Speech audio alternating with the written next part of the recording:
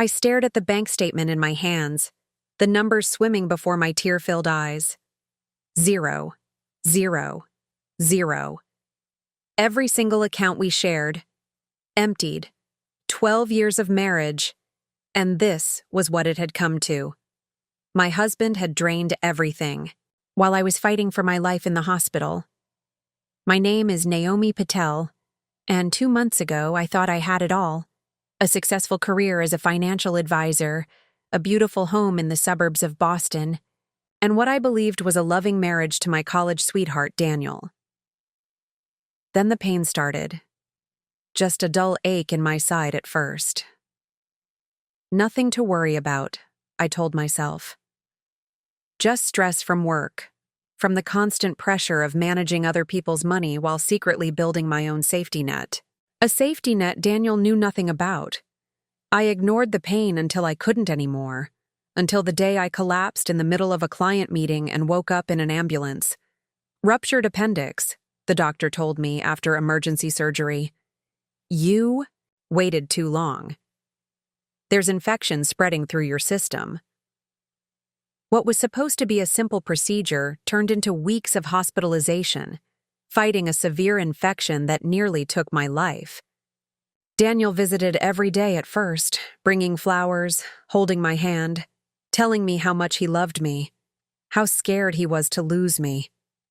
Before we jump back in, tell us where you're tuning in from, and if this story touches you, make sure you're subscribed, because tomorrow I've saved something extra special for you. The infection finally began to retreat, and I started to feel like myself again. The doctors said I could go home in another week. That's when Daniel's visits became less frequent. He started coming every other day, then every few days. He claimed work was piling up, that he needed to handle things at home. I believed him. After all, what else could I do from my hospital bed? The day before I was due to be discharged, he didn't come at all. Didn't answer my texts. Didn't pick up my calls. I told myself not to panic. Maybe his phone died. Maybe he was surprising me with something for my homecoming. I called our neighbor, Mrs. Goldstein, and asked if she'd seen him. "Oh, honey," she said, her voice heavy with something I couldn't identify. "I saw him loading up his car last night. I thought you knew. It looked like he was moving out." My heart stopped. Moving out? Without telling me? While I was still in the hospital? When the nurse came in for my evening check, she found me trying to get dressed, determined to leave despite not being officially discharged. "Mrs. Patel, please," she said, gently pushing me back onto the bed. "Your body has been through a trauma. You need rest." "I need to go home," I insisted, my voice breaking. "Something's wrong." The nurse called my doctor, who reluctantly agreed to discharge me a day early, provided I had someone to take me home and stay with me. I called my younger sister, Priya, who lived an hour away. She arrived within 90 minutes, her face tight, with worry. "What's going on?" she asked as she helped me into her car. "You sounded frantic on the phone." I explained about Daniel's disappearance, about what Mrs. Goldstein had said. Priya's knuckles whitened on the steering wheel.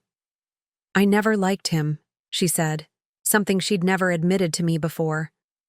Something about him always seemed off. When we reached my house, our house, everything looked normal from the outside. The lawn was mowed, the lights were off. Daniel's car wasn't in the driveway, but that wasn't unusual if he was at work. Priya helped me to the door, and I fumbled with my keys, hands shaking so badly I could barely get them into the lock. When the door swung open, I knew immediately something was wrong. The house felt empty in a way that went beyond Daniel's absence. I moved from room to room, Priya trailing behind me. In the bedroom, his closet stood open and bare. In the bathroom, his toiletries were gone. In his office, the expensive computer setup he'd spent months perfecting had vanished. But it was when I opened our shared safe that true panic set in. The safe where we kept our emergency cash, our passports, our important documents, empty. completely empty. I collapsed onto the bed, my surgical incision screaming in protest, and reached for my phone. With trembling fingers, I opened my banking app. Joint checking account, 0, 0. Joint savings, 0.0. Even my personal checking account, which my paychecks were deposited into, 0.0. He took everything, I whispered, showing Priya the screen. Every penny. Priya sat beside me, her arm around my shoulders. "We'll figure this out," she said firmly. "We'll call the bank. We'll call the police. This is theft." I nodded numbly, but my mind was racing ahead. Yes, we would report this. Yes, we would try to recover the money. But something inside me, the part that had always been cautious, the part that had never fully trusted anyone, not even my husband, that part was already calculating, planning, reaching for the one thing Daniel didn't know about. My secret. "There's something I need to check," I told Priya, struggling to my feet. "Something important." She helped me to the kitchen, where I leaned heavily against the counter, fighting waves of pain and dizziness. I reached up to the top shelf of the cabinet, pushing aside rarely used serving dishes until my fingers found the small key taped to the underside of the shelf. "What's that?" Priya asked. "Insurance," I replied, moving as quickly as my weakened body would allow toward the basement. Down in the dimly lit basement, behind stacks of Christmas decorations and old college textbooks, was a small room Daniel had always dismissed as storage. He'd never bothered to look inside. Organization and household inventory had always been my department. I unlocked the door with shaking hands and flipped on the light. The room looked untouched. The floor safe was still there, hidden under an old rug. I knelt painfully, moved the rug aside, and entered the combination.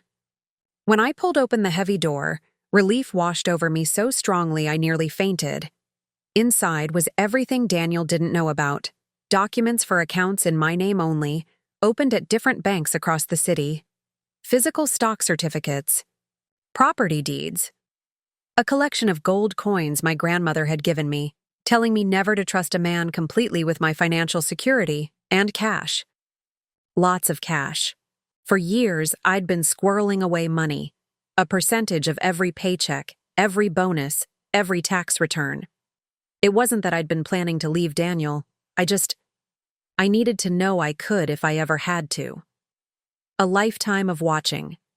Women in my family struggle after their husbands left or died had taught me one crucial lesson. Always have your own resources. "Naomi," Priya breathed, staring at the contents of the safe. "How much is this?" I sat back on my heels, doing mental calculations. "Enough," I said finally. "Enough to start over. Enough to find Daniel and make him pay for what he's done." As I sat there on the basement floor, still weak from my illness, still reeling from this betrayal, I felt something crystallize inside me. The shock and hurt were still there, but alongside them grew something new. Determination. Cold, hard determination. Daniel thought he'd left me with nothing. He thought I'd be helpless, desperate. He had no idea what was coming. I closed the safe and looked up at my sister. "I need your help," I said. "I need to get stronger, and then I need to find my husband." Preparing and narrating this story took us a lot of time, so if you are enjoying it, subscribe to our channel. It means a lot to us. Now back to the story. The next morning, after a fitful night's sleep in what had once been our bed, I called in sick to work. Not a difficult excuse given my recent hospitalization, and began gathering information. Priya brought her laptop to the kitchen table, and together we started tracking Daniel's digital footprint. His social media accounts were still active but showed no recent posts. His email bounced back an automatic reply, "Out of office indefinitely." His phone went straight to voicemail. It was as if he'd vanished into thin air, except for the money. The money left a trail. I logged into our joint credit card account, which he hadn't closed. perhaps assuming I wouldn't think to check it. There were recent charges: a gas station near the Canadian border, a hotel in Montreal, a high-end men's clothing store. So Canada. He'd fled to Canada. Should we call the police? Priya asked again. I hesitated. Not yet, I decided. Once we involve the authorities, things get complicated. I want to understand exactly what happened first. What I didn't say was that I wanted to confront Daniel myself before anyone else got to him. I wanted to see his face when he realized I wasn't as helpless as he thought. I wanted answers before consequences. As we continued digging, the story became clearer and darker. Daniel had been planning this for months. Little withdrawals here and there, nothing that would trigger alerts. Transfers to accounts I didn't recognize. And then, 3 days before he disappeared, a massive wire transfer that emptied what remained of our joint savings. But the biggest shock came when I called his workplace. Called Daniel Patel? The receptionist repeated, sounding confused. He doesn't work here anymore. He resigned about 6 weeks ago. 6 weeks. While I was in the hospital fighting for my life, my husband had quit his job without telling me. Had been pretending to go to work every day. Had been lying to my face while systematically dismantling our life together. Did he say why? I asked, trying to keep my voice steady. I'm sorry, I don't have that information, she replied. You'd need to speak with HR.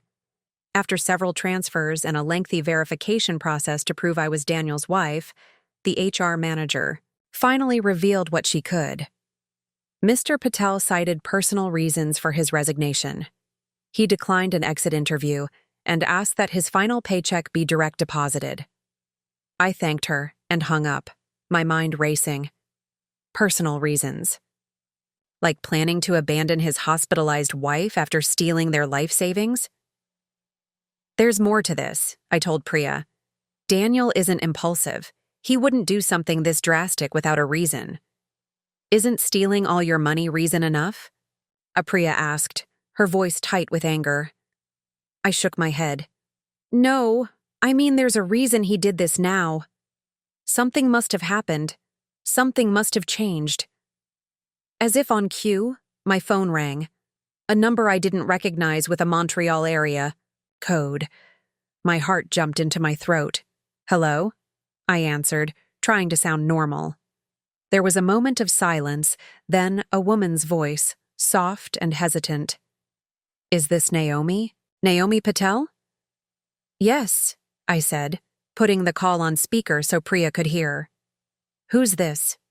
Another pause. My name is Camille. I think we need to talk about Daniel. The room seemed to tilt around me. You know where Daniel is? Yes, she said quietly. He's with me. He's been with me for quite some time now. The implication in her words was clear. My stomach twisted into knots. I see, I managed to say. And why are you calling me, Camille? Because I just found out about you, she said, her voice hardening slightly. About his wife. His sick wife in the hospital. He told me he was divorced. He told me a lot of things that I'm starting to realize weren't true. I closed my eyes, pieces falling into place. The occasional late nights at work. The business trips that seemed to run long. The decreased interest in our relationship over the past year that I'd attributed to normal marital ebbs and flows. How long? I asked, not sure I wanted the answer. Almost 2 years, she replied. We met at a conference in Montreal. He told me he was divorced, that he lived in Boston, but was looking to relocate to Canada. We've been seeing each other whenever he could get away. He moved in with me last week, said he was finally free to start our life together. 2 years, half of those business trips, all those late nights, all lies, and you're just finding out about me now? I asked. I found medication in his bag, she said. Prescription labels with your name. I confronted him and he admitted everything. About you being in the hospital. about taking your money. He said you'd trapped him in the marriage, that you controlled all the finances, that this was the only way he could escape. I laughed then, a sharp, bitter sound that made my incision ache. Is that what he told you? That I trapped him? That I controlled the money? I don't know what to believe anymore, Camille said. That's why I'm calling. I found your number in his phone. I thought you should know where he is. What he's done. Why? I asked. Why tell me? Why not? Just kick him out and be done with it? There was a long pause before she answered. Because if he could lie to me about having a wife, what else is he lying about? And because no one deserves what he's done to you. No one. I took a deep breath, feeling a strange sense of connection with this woman who had unwittingly become part of my husband's betrayal. Thank you, Camille, I said sincerely, for telling me the truth. Can I ask one more thing? What? Is he there now? Can he hear this conversation?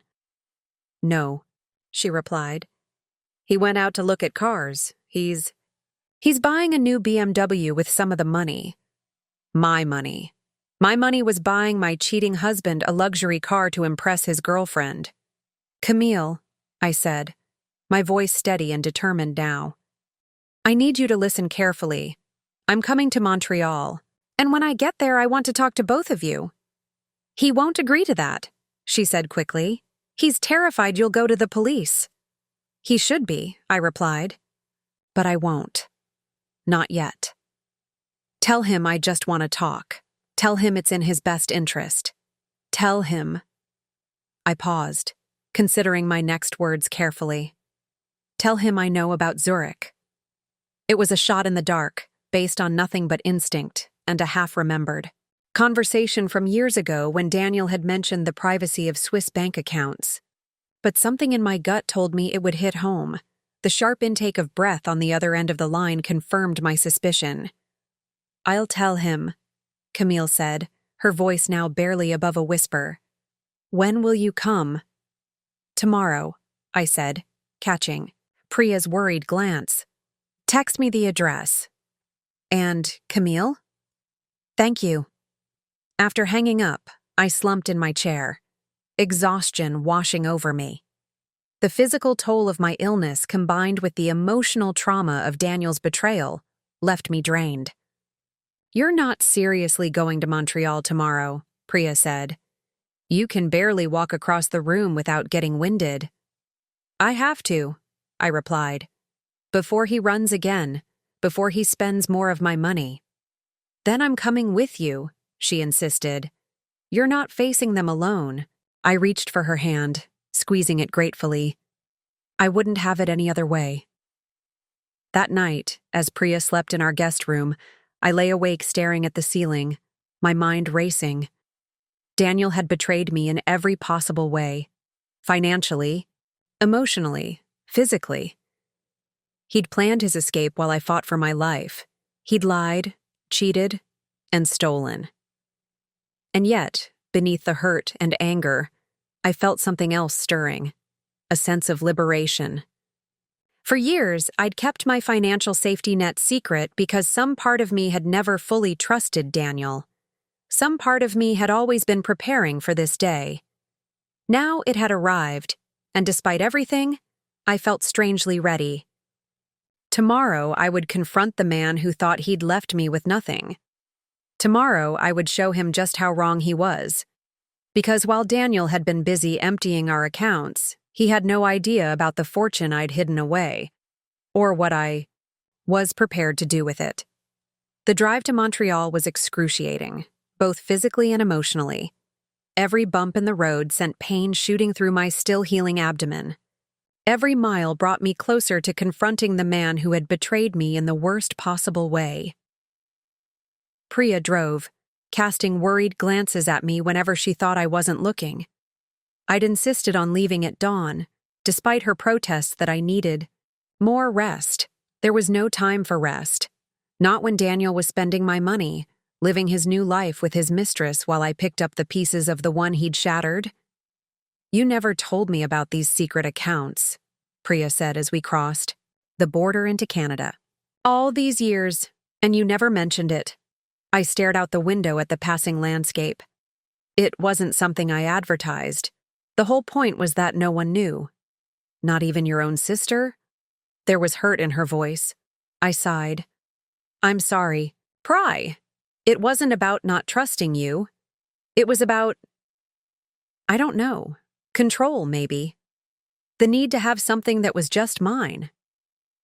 I understand, she said after a moment.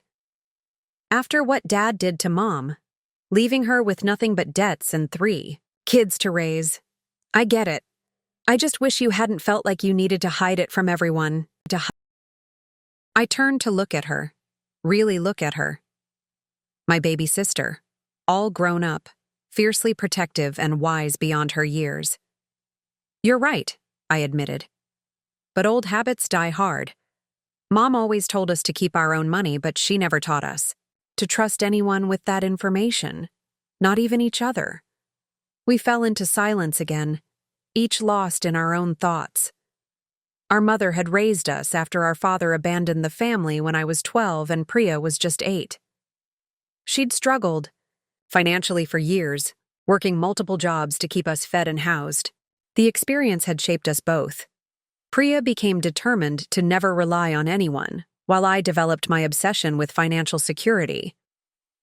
As we approached Montreal, I pulled out my phone to check the address Camille had texted. It was an upscale apartment building in one of the city's trendiest neighborhoods. Of course it was. Daniel always did have expensive taste. What exactly is your plan here? Priya asked as we pulled into a parking garage near the building. We show up, and then what? You confront him? You demand the money back? You have him arrested? I took a deep breath, steeling myself against the pain as I unbuckled my seatbelt. First, I want to look him in the eye when he realizes I'm not as helpless as he thought. Then, I want answers. Why he did this, why now? And finally, I want my money back. And if he refuses? I met her gaze steadily. Then I go to the police. I file charges for theft and fraud. I ruin his life the way he tried to ruin mine. Priya nodded slowly. Okay, but you need to promise me something. What? If at any point you feel unwell or if this gets too much, we leave. Immediately. You're still recovering, Naomi. Your health comes first. I squeezed her hand. I promise. We made our way to the building, a sleek glass tower with a doorman at the entrance. I straightened my posture, ignoring the pull of stitches and the ache of healing tissue. I hadn't dressed to impress. Comfortable. Clothes were a necessity given my condition, but I'd applied makeup carefully, hiding the pallor of recent illness. I refused to look like a victim when I faced Daniel. The doorman eyed us suspiciously as we approached. Can I help you? We're here to see Camille Laurent, I said, using the last name she'd included in her text. Apartment 1203. She's expecting us. He checked a tablet, then nodded.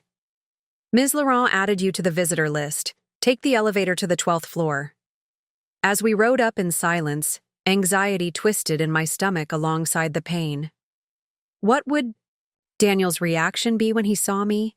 Would he be defiant? Remorseful? Would he try to justify what he'd done?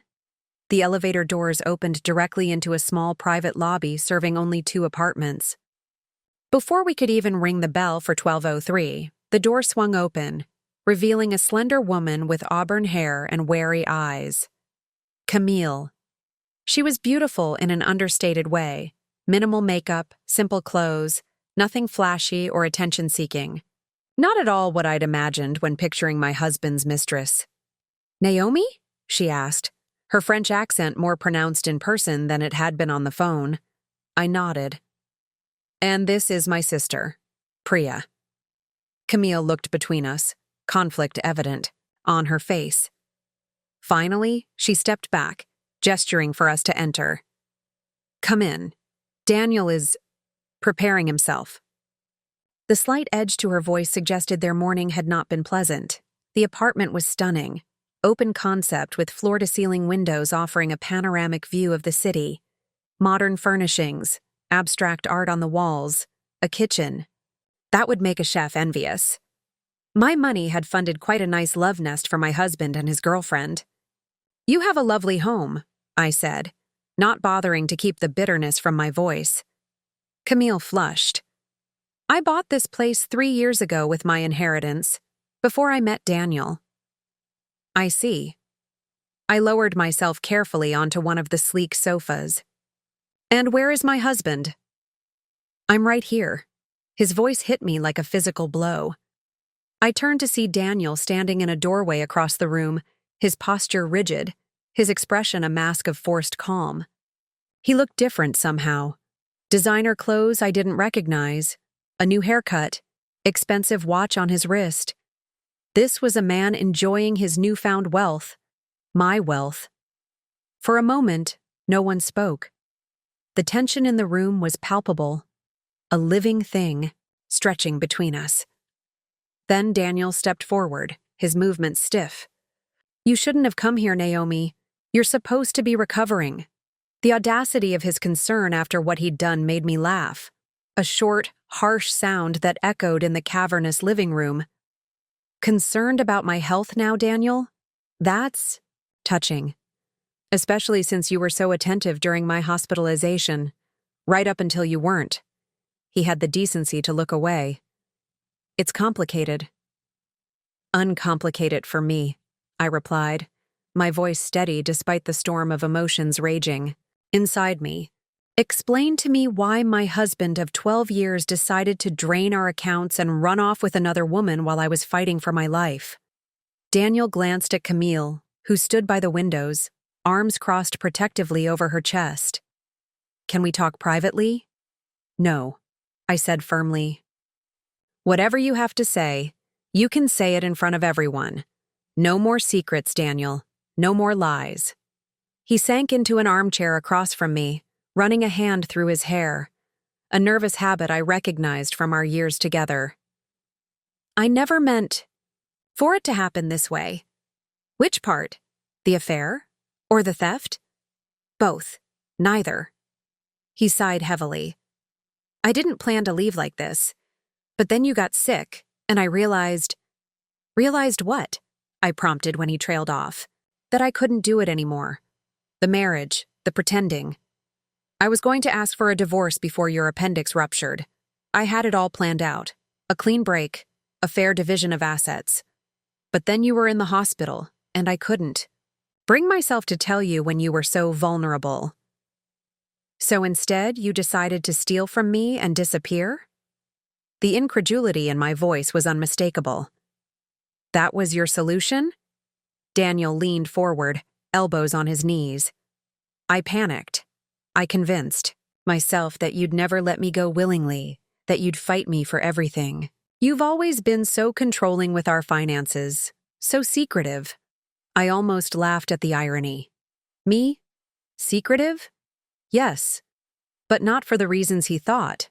"And the money?" I asked. "How do you justify taking everything?" At this, he had the grace to look ashamed. I was angry, resentful. Years of feeling like I had to account for every penny I spent, of you questioning every purchase, every expense. I just wanted to hurt you the way I felt hurt. Priya made a sound of disgust beside me. I placed a hand on her arm, silently asking her to let me handle this. "Where is it, Daniel? The money you took?" He gestured vaguely. "Some of it is gone. I bought a car, clothes, paid the deposit on a rental house outside the city." At my raised eyebrow, he clarified, "Not here. Camille asked me to leave once she found out about everything."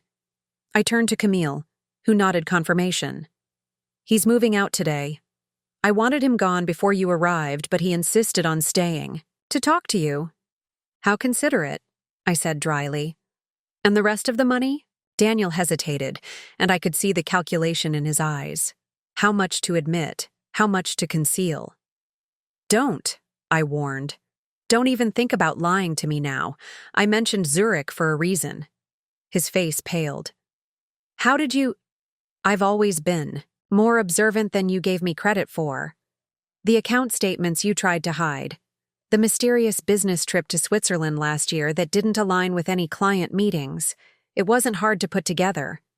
It was a bluff, of course. I'd suspected Daniel might have hidden money offshore based on fragments of conversations and odd financial discrepancies over the years, but I'd had no proof until his reaction confirmed it. It was for retirement, he said defensively. I was planning for our future. Our future? Or your future with Camille? The silence that followed was answer enough. I want it all back, I said quietly. Every penny you took from our joint accounts. You have 24 hours to transfer it back, or I go to the police. I've documented everything, Daniel. The unauthorized withdrawals, the transfers, the timeline of your deception. You'll be charged with fraud and theft. He paled further. I can't get it all back that quickly. Some of it is in investments that would take time to liquidate. Figure it out, I replied coldly. Or deal with the consequences. Daniel stood abruptly, pacing to the window and back. What about us? The divorce? Oh, there will definitely be a divorce, I assured him. On my terms. With full financial disclosure from both sides. A flicker of something— relief? Crossed his face. So you just want the money back, that's it? I stared at him. This man I'd shared my life with. This stranger who had betrayed me so completely. What did you expect, Daniel? That I'd beg you to come back? That I'd collapse in tears and plead for another chance? You left me when I was at my most vulnerable. You stole from me. You lied to me for years. What exactly do you think is left? To salvage? Camille moved then, coming to stand behind the sofa where I sat. I think what Naomi deserves is the full truth, Daniel. About everything. Daniel shot her a warning look, which she ignored. What is she talking about? I asked, looking between them. Daniel remained silent, jaw clenched. Jaw clenched. Fine, Camille said. If you won't tell her, I will. She turned to me. The money he took from you, it wasn't just about starting a new life. He needed it to cover his debts. Debts? I echoed, confusion washing over me. What debts? Our mortgage was our only significant debt, and we were ahead on payments. Gambling debts, Camille clarified, her expression grim. Online poker, sports betting. He owes people, Naomi. Dangerous people. The room seemed to tilt around me. Gambling? Daniel? In all our years together, he'd never shown the slightest interest in gambling. He'd always been so careful with money. Sometimes, frustratingly so, questioning my more aggressive investment strategies, advocating for safer financial choices. Or so I'd thought. Is this true? I asked him, my voice barely above a whisper. Daniel wouldn't meet my eyes. It started small, just a way to blow off steam. Then I hit a few big wins, and I thought I could solve all our problems, give us the life we deserved. The life we deserved? I repeated incredulously. We had a beautiful home, successful careers, more than enough money. What problems needed solving? You were always working, he exploded suddenly. Always at the office, always with clients. When you were home, you were distracted, distant. I felt like I was living with a roommate, not a wife. The accusation stung, partly because there was truth in it. I had been focused on my career, on building my secret financial cushion. Had I neglected our relationship in the process? Perhaps. But that didn't justify what he'd done. So you turned to gambling, I said flatly, and then to Camille. He nodded, deflating. The gambling came first. I was losing more than I was winning, digging myself deeper. Then I met Camille at that conference, and she was interested, attentive. Everything you hadn't been in years. I looked at Camille, expecting to see smug satisfaction, but instead found what appeared to be genuine remorse. "I didn't know about the gambling," she said quietly. "Not until recently. I didn't know about you either. He told me he was divorced, that his ex-wife had taken him for everything." I believed him. Preparing and narrating this story took us a lot of time, so if you are enjoying it, subscribe to our channel. It means a lot to us. Now back to the story. I turned back to Daniel, a new understanding dawning. "The money you took from our accounts, how much of it went to pay gambling debts?" He shrugged helplessly. "Almost half. The rest is in the Swiss account or spent on—" He gestured around the apartment. "This new life. And are the debts settled now? Or do these dangerous people still expect payment?" The way he avoided my gaze told me everything I needed to know. "Jesus, Daniel," I breathed. "What have you done? I can fix this," he insisted. "I just need time. And maybe a loan. From your secret accounts." I stared at him, momentarily speechless. "My what?" "Your hidden accounts. The ones you think I don't know about." He looked smug now, like he'd finally gotten one over on me. "Did you really think I never noticed the discrepancies between your income and what went into our joint accounts? The mysterious work expenses that never quite added up. I knew you were hiding money, Naomi. I just never called you on it." For a moment, I was stunned. Then I started to laugh, a real laugh this time, not the bitter sound from earlier. The absurdity of the situation was almost too much to bear. Here we were, husband and wife, each hiding financial secrets from the other, each thinking they were the clever one. "What's so funny?" Daniel demanded. "Us," I replied, wiping tears of mirth from my eyes. "This whole situation. You knew I was hiding money? So your solution was to steal what you could access and run away? And now you want me to give you more?" When he put it that way, his plan did sound rather pathetic. "I'm desperate," he admitted. "These aren't people. You can just tell to wait for payment. They've already threatened me. Threatened Camille, too. That sobered me." Whatever Daniel had done, Camille was as much a victim in this as I was. Perhaps more so since she'd been completely in the dark until recently. "How much do you owe?" I asked. 200,000. I whistled low. "That's more than what you took from our accounts." "I know." "I was hoping the Swiss account would cover the rest, but some of the investments haven't performed well." I looked at Priya, who had been silently watching this exchange with increasing disbelief. She gave me a subtle shake of her head, a clear vote against helping Daniel out of his self-created mess. But something else was forming in my mind, a plan that could solve multiple problems at once. "Here's what's going to happen," I said, drawing myself up as much as my injured body would allow. "You're going to transfer every cent you took from our accounts back to me by tomorrow. Every cent, Daniel." "And the debt?" he asked, a desperate edge to his voice. "I'll handle it," I said. "But not as a gift and not as a loan, as a business transaction." He frowned. "What kind of business transaction?"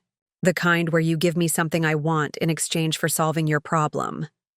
I leaned forward, ignoring the twinge of pain from my incision. "Full ownership of our house, your share of all our joint investments, a divorce settlement that acknowledges your theft and infidelity, and your complete silence about my financial situation." Daniel blinked rapidly, processing my terms. "You want me to just sign everything over to you? Walk away with nothing?" "Not nothing," I corrected. "You walk away without gambling debts hanging over your head. You walk away without a criminal record for fraud and theft. Considering the alternative, I'd say that's quite generous." "She's right," Camille interjected, speaking for the first time in several minutes. "She could have gone straight to the police, Daniel. She's offering you a way out." Daniel looked between us, desperation warring with pride on his face. Finally, his shoulders slumped in defeat. "Fine, you have a deal." "I'll need it in writing," I said. Official documents drawn up by my lawyer. Of course you will, he muttered. I stood carefully, signaling that our meeting was over. I'll have the papers ready for your signature tomorrow. In the meantime, start the transfer of funds, all of them. As Priya helped me toward the door, I paused to look back at Daniel. This man I had loved, trusted, built a life with. Now, a stranger whose desperation and deceit had nearly destroyed everything. One more thing, I said. Those dangerous people you owe money to, I'll need their contact information. Why? Daniel asked, genuine fear flashing across his face. Smiled thinly. Because unlike you, I understand how to negotiate from a position of strength. In the elevator heading down, Priya finally broke her silence. You're not seriously going to pay off his gambling debts? Not exactly, I replied, leaning against the wall for support as exhaustion began to set in. I'm going to buy his debt. Buy. It? What does that even mean? The elevator doors opened to the lobby, and we made our way slowly toward the exit. It means I'm going to make a business proposal to whoever Daniel owes money to. I'll settle his debt in exchange for certain assurances. Priya stopped walking, forcing me to stop as well. What kind of assurances? Naomi, these sound like dangerous people. This isn't like negotiating with a client or a bank. I met her worried gaze with steady resolve. Trust me, Pry. I know what I'm doing. Daniel isn't the only one who can keep secrets. And it was true. My hidden fortune wasn't the only thing I'd kept to myself all these years. In building my wealth, I'd made connections, some of them with people who operated in the shadows of the financial world. People who understood the value of information, of leverage, of power. People who could help me ensure that Daniel would never be a threat to me again. As we stepped out into the bright Montreal afternoon, I felt something I hadn't expected to feel when I'd started this journey, a sense of liberation. Daniel's betrayal had hurt me deeply, but in freeing himself from our marriage, he had inadvertently freed me as well.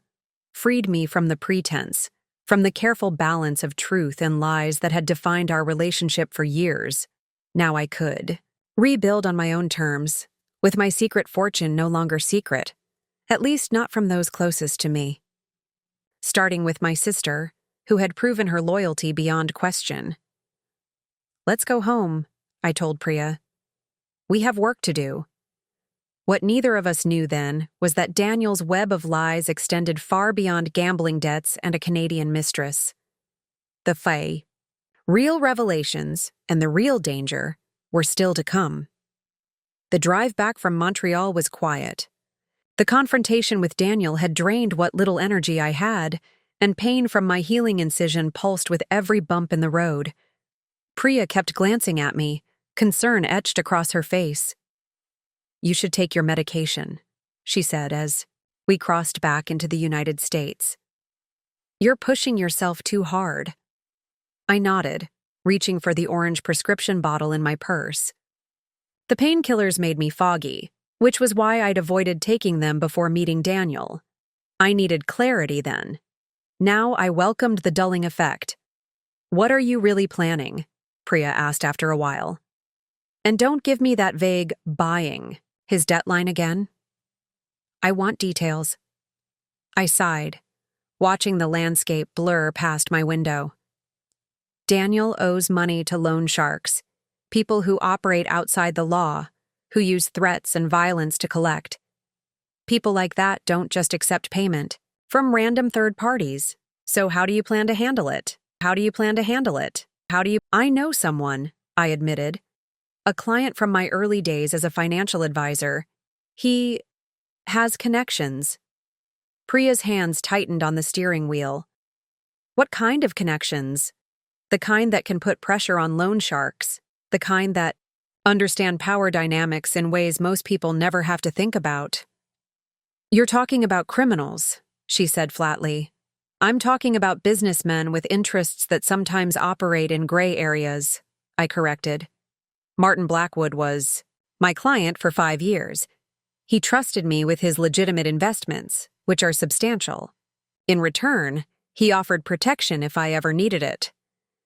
Protection? What does that even mean?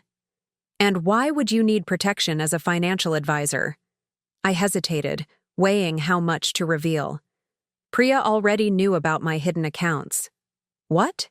Was one more secret?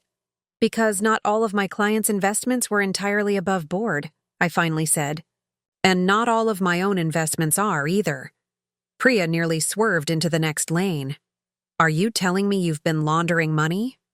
No, nothing like that, I assured her quickly.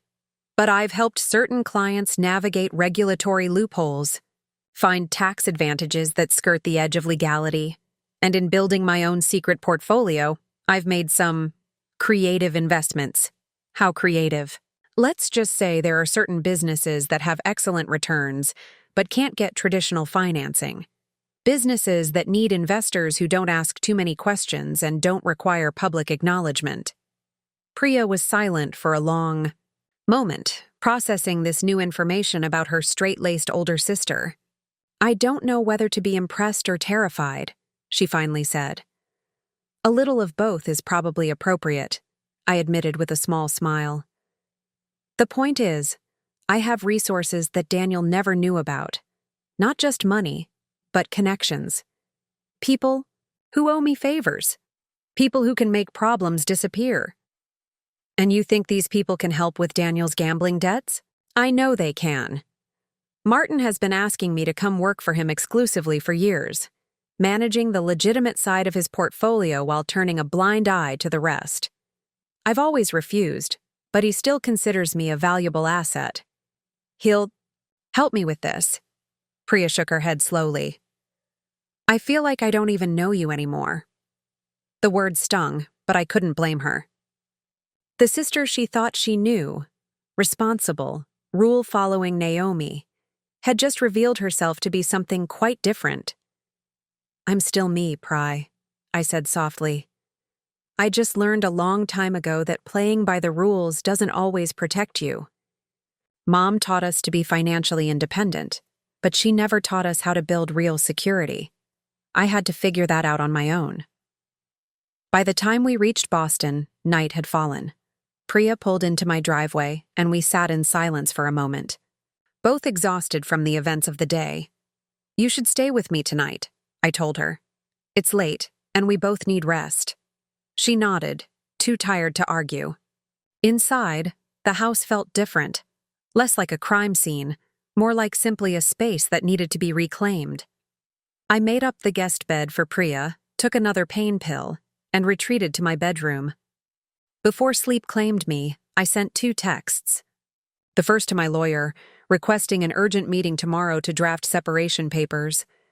The second to Martin Blackwood, a message I'd hoped never to send. I need to call in that favor. Tomorrow, 10 a.m. His response came almost immediately. The usual place, I'll be waiting. Morning arrived too soon. After a quick breakfast that neither Priya nor I had much appetite for, I checked my bank accounts. True to his word, probably more out of fear than integrity, Daniel had begun transferring funds back. Not everything yet, but a significant portion. It was a start. What time is your meeting with the lawyer? Priya asked, nursing a cup of coffee at my kitchen island. Noon.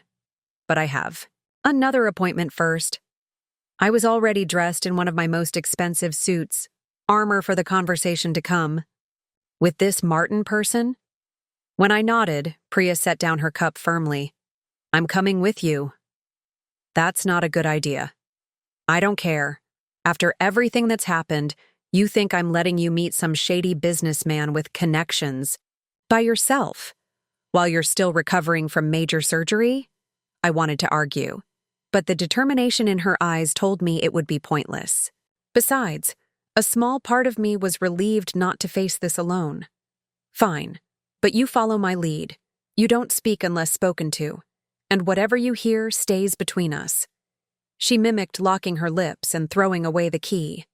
The usual place was a private room at an exclusive club in downtown Boston, the kind of establishment that required both significant wealth and the right connections to join. Martin was already there when we arrived, nursing a whiskey despite the early hour. He stood as we entered, his imposing height and broad shoulders filling the space in a way that had nothing to do with physical dimensions and everything to do with presence. In his 60s now, with salt and pepper hair and the kind of face that suggested he'd seen everything the world had to offer, and remained unimpressed, Martin Blackwood was not someone most people would choose to cross. "Naomi," he said warmly, taking my hands in his. "It's been too long." His gaze shifted to Priya, a question in his eyes. "My sister," I explained. "She's here as moral support." He nodded, not questioning further. "Please sit. You look like you could use a drink." "Just water for me," I said. "I'm on medication." He raised an eyebrow but didn't comment, signaling a waiter who seemed to materialize from nowhere. Once our drinks were served and we were assured of privacy, Martin leaned forward. "So, you need a favor, the kind we discussed years ago." I nodded. "My husband has gotten himself into debt with some unsavory characters. Gambling debts, to the tune of $200,000. Martin whistled low. "Substantial. And why? Is this your problem? From what I remember, you always kept your finances quite separate from his." He took what he could access before I realized what was happening. I've managed to get most of it back, but the situation is complicated. "They always are," Martin said dryly. "These lenders, local?" "Canadian. Montreal specifically." He sipped his whiskey thoughtfully. "And what exactly are you looking for from me?" "I want to buy the debt," I said. "But I need someone who can approach these people, someone they'll respect enough to negotiate with." Martin studied me for a long moment. "And once you own the debt?" "That's my business." He smiled then, a smile that didn't quite reach his eyes. "You've changed, Naomi. There's an edge to you now. I like it." I didn't respond. The truth was, I wasn't sure I liked this new version of myself. This woman who could calmly discuss buying gambling debts from loan sharks, who could leverage a relationship with someone like Martin Blackwood without flinching. But necessity had a way of revealing aspects of oneself that might otherwise have remained dormant. "I'll need details," Martin said, "all business now. Names, amounts, timelines, and my involvement won't be free." "I understand. Name your price." He leaned back, swirling the amber liquid in his glass. "Remember that offer I made you? To come work exclusively for my interests?" My stomach clenched. "I'm not in a position to make career decisions right now, Martin. Not asking you to. Not yet." His gaze was steady. "But I want first refusal if you decide to leave your current firm. And I want access to that remarkable brain of yours for certain consulting questions on an ad hoc basis." It was less than I'd feared, more than I was entirely comfortable with, but I needed his help and this was the price. "Agreed," I said, "with two conditions of my own. First, none of your consulting questions will ever require me to break the law directly. Second, Priya is off limits. She never becomes part of any arrangement between us." Martin glanced at my sister, who was doing an admirable job of maintaining a neutral expression despite her obvious discomfort. "Fair enough," he said finally, extending his hand. "We have a deal." We shook, and I felt the weight of the decision settle onto my shoulders. There would be no going back from this, from allowing Martin Blackwood's world to intersect with mine in such a direct way. "I'll need that information as soon as possible," he said, pulling out his phone. "And it would be helpful if your husband could be cooperative." "That won't be a problem," I assured him. "Daniel is motivated to make this situation disappear."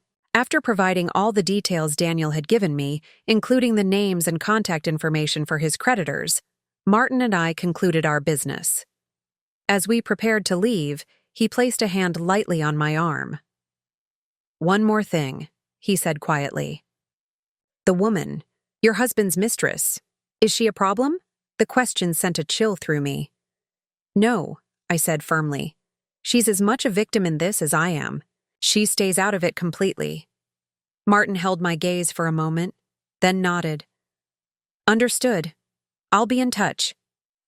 Outside, Priya waited until we were safely in the car before exploding. What the hell was that? Who is this guy? What have you gotten yourself into? I leaned my head back against the seat, suddenly exhausted. That was me solving a problem, Pry. Sometimes the solution isn't pretty. He's dangerous, she said flatly. I could feel it the moment we walked in. Yes, I admitted. He is, but right now he's dangerous on our behalf, not against us. And that makes all the difference. My meeting with the lawyer went much as expected. We drafted separation papers that heavily favored me, citing Daniel's theft and infidelity. The lawyer raised his eyebrows at some of my demands but didn't question them. He was being paid to protect my interests, not to judge them. By late afternoon, Martin had already texted confirmation that contact had been made with Daniel's creditors. By evening, he called to say that negotiations were proceeding. They're amenable to the arrangement, he told me, but they want more than the principal. They're asking for an additional $50,000. Tell them 30, I countered. And in exchange, they provide documentation of all Daniel's gambling activity. Dates, amounts, everything. May I ask why? Leverage, I said simply. If Daniel ever decides to make trouble about our divorce settlement, I want additional ammunition. Martin chuckled. Like I said, you've changed. 2 days later, it was done. I owned Daniel's gambling debt, along with comprehensive records of his spiral into addiction. The divorce papers were ready for his signature. Everything was falling into place exactly as I'd planned, which should have been my first warning that something was about to go terribly wrong. The call came just after midnight. I fumbled for my phone in the darkness, still groggy from sleep and medication. Hello? Naomi? Camille's voice tense and frightened. Daniel's gone. I sat up, instantly alert. What do you mean gone?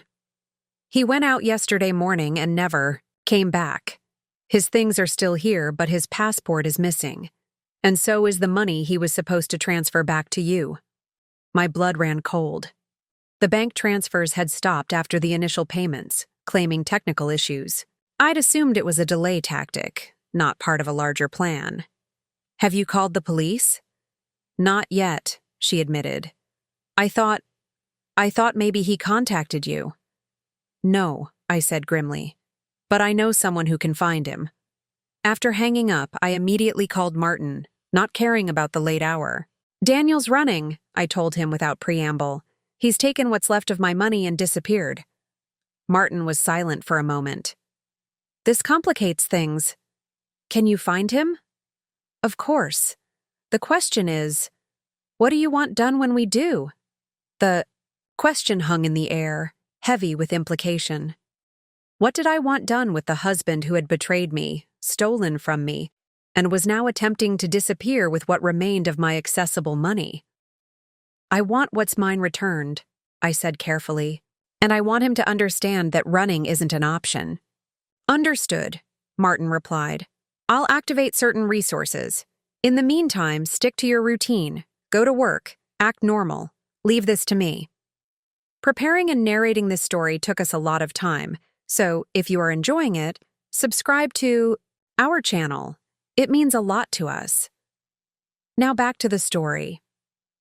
For 3 days, I heard nothing. I went to work, as Martin suggested, fielding concerned questions from colleagues about my extended absence and recent illness. I smiled and assured everyone I was on the mend. I attended meetings, advised clients, pretended that my world hadn't imploded. At night, Priya stayed with me, neither of us voicing the fear that Daniel might return, might try to access the house, might discover that his betrayed wife had connections he couldn't have imagined. On the 4th day, Martin called. We found him, he said without preamble. Mexico City. He was trying to make his way further south, probably aiming for a country with limited extradition treaties. And the money? Most of it recovered. He'd transferred it to a series of accounts, but we've managed to trace and freeze most of the funds. There will be some losses, fees, bribes to local officials, that sort of thing. I closed my eyes, relief washing over me. And Daniel? Currently enjoying the hospitality of some associates of mine. He's unharmed, but quite motivated to cooperate. Didn't ask for details. I didn't want to know. What happens now? I asked instead. That depends on you. We can put him on a plane back to Boston. We can encourage him to sign whatever paperwork you require. Or, the unspoken alternative hung in the air between us. No, I said firmly. I want him back here. I want him to sign the divorce papers. I want this finished cleanly.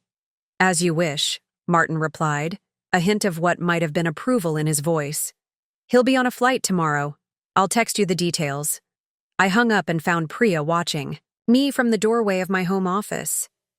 They found him? She asked. I nodded. He'll be back tomorrow. This is almost over, Pri. She came to sit across from me, her expression troubled. And then what? You go back to your life? Pretend none of this happened? No, I said slowly, realizing the truth of it as I spoke. I don't think I can go back. Not completely. Because of the secrets? The hidden accounts? Because of who I've become through all this, I clarified. The woman I was before, she let herself believe in the illusion of her marriage. She convinced herself that financial independence was the same as true security. She kept secrets from everyone, even those she loved most. I reached across the desk to take my sister's hand. I don't want to be that woman anymore. Priya squeezed my fingers. So who do you want to be? It was a profound question, one I'd been avoiding since this ordeal began. Who was I, stripped of the lies and pretenses? Who could I become now that I was truly free? Someone honest, I said finally. At least with myself and the people I care about. Someone who uses her skills and resources openly, not from the shadows. Priya smiled, a genuine smile that reached her eyes. I'd like to know that, Naomi. The next day, Daniel arrived as promised, escorted by two men whose appearances screamed, security professional. They delivered him to my house, where my lawyer waited with the divorce papers. Daniel looked haggard, with dark circles under his eyes and a nervous twitch in his left hand. He wouldn't meet my gaze as he signed document after document, transferring property rights, investment accounts, and agreeing to a confidentiality clause that would prevent him from ever discussing our financial arrangements. When it was done, when the lawyers had witnessed everything and the men from Martin's organization had stepped outside to give us a moment of privacy, I finally spoke directly to my soon-to-be ex-husband. Why, Daniel? All of it. The gambling, the affair, taking my money. Why? He stared at the floor, shoulders slumped in defeat. Because I could never measure up to your success, your intelligence, your self-sufficiency. Do you know what it's like living with someone who never truly needs you? Who keeps parts of herself locked away? Unreachable? The words hit home in a way I hadn't expected. Had I been so focused on protecting myself that I'd made true intimacy impossible? That doesn't justify what you did, I said, but my voice had lost some of its edge. No, it doesn't, he agreed. Nothing could. I destroyed everything good in my life because I was weak, because I wanted to feel powerful, in control. The gambling gave me that for a while. So did Camille's admiration. But it was all built on lies. For a moment, I glimpsed the man I'd fallen in love with years ago. Thoughtful, self-aware, capable of genuine remorse. But too much had happened. Too many lines had been crossed. What will you do now? I asked. He shrugged listlessly. Start over somewhere. Try to be better. He glanced up briefly. Your associates, made it very clear what would happen if I ever tried to contact you again or spoke to anyone about our arrangements. I nodded, unsurprised. Martin would have ensured that Daniel understood the consequences of further missteps. "Goodbye, Daniel," I said, rising from my chair. It wasn't forgiveness. I wasn't ready for that yet, might never be. But it was an ending, clean and final. After he left, after the lawyers had gone and Martin's men had disappeared as quietly as they'd arrived, I stood in my living room feeling strangely hollow. For weeks, my focus had been singular. Recover what was taken, protect myself, make Daniel pay for his betrayal. Now that it was done, I felt adrift. Priya found me there, staring out the window at the life I'd built and nearly lost. "Are you okay?" she asked gently. "I will be," I said, surprising myself with how much I meant it. This isn't how I imagined. My life would go, but maybe that's not a bad thing. Maybe I needed this wake-up call. She moved to stand beside me. "What's next for you? Will you stay here? In this house?" I considered the question. The house had been our dream once, Daniel's, and mine. Now it felt like a museum of a failed marriage, filled with memories I wasn't sure I wanted to preserve. No, I decided. I'm going to sell it, start fresh somewhere else. I turned to face her. But before that, I need to make some changes. Professional ones. "You're thinking about Martin's offer. It wasn't a question. Priya knew me well enough to see where my thoughts were heading. "Not exactly," I said. "I'm going to leave my firm, but not to work exclusively for Martin. I want to start my own practice, my own terms, my own clients. Including Martin, if he's amenable to a different arrangement than the one he proposed." Priya's eyebrows shot up. "You're going to negotiate with him? After everything?" I smiled, feeling a surge of confidence that had nothing to do with financial security and everything to do with finally stepping fully into my own power. Yes, because one thing I've learned through all this is that I'm stronger than I knew, more capable than even I gave myself credit for. I took her hands in mine. "And I'm not alone. I have you. I have skills and resources that can't be taken away. And I have the truth now. No more secrets. No more hiding."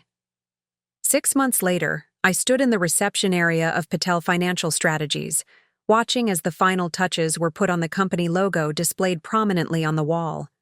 My new offices occupied the top floor of a sleek building in downtown Boston, with views of the harbor and a staff of 5 carefully selected professionals who shared my vision for ethical but creative wealth management. Martin had accepted my counteroffer.